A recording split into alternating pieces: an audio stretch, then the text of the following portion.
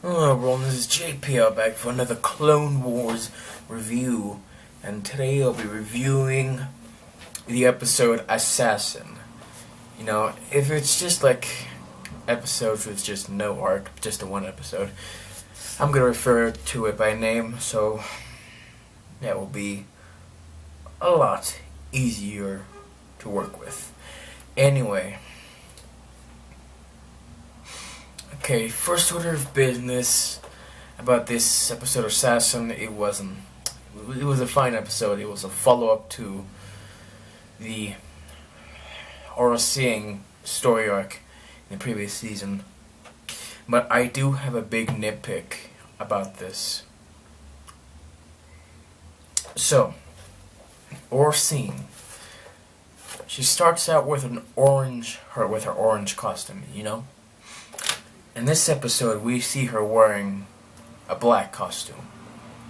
That's not something that she would just change on a whim, unless she's doing it. If she's doing it for camouflage, then I suppose it makes sense. But we see in the animation department that her costume in that episode actually changes sometimes. When they're close up to her, her costume looks orange.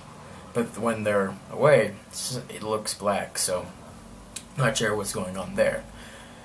And then, at the end of this episode, we know that Zero is alive.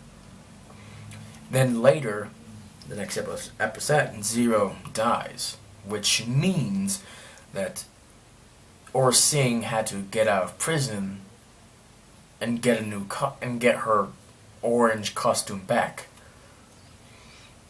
I feel like this is just way overcomplicated for them to change her costume, and this was something that I was debating when this episode aired, and something I just really did not like, the whole continuity of her changing her costume and all that, because they've always just kept the same costume, you know? It would be better if she was in, like, the Royal Guard costume than just different color costume. Anyway, so after Ahsoka's vision, we get to see Yoda's room where he talks about the visions to Anakin. I like that. Just going to Yoda's room and having a conversation. It's a lot of fun. And when Padme arrives on Alderaan, there is just a whole song that they go on there. It feels a lot like Leia's theme from the original trilogy. And, I thought it was just a nice little added detail that they added there, which was a lot of fun. Scenery, fantastic as usual. And yeah. So that's all to say about this.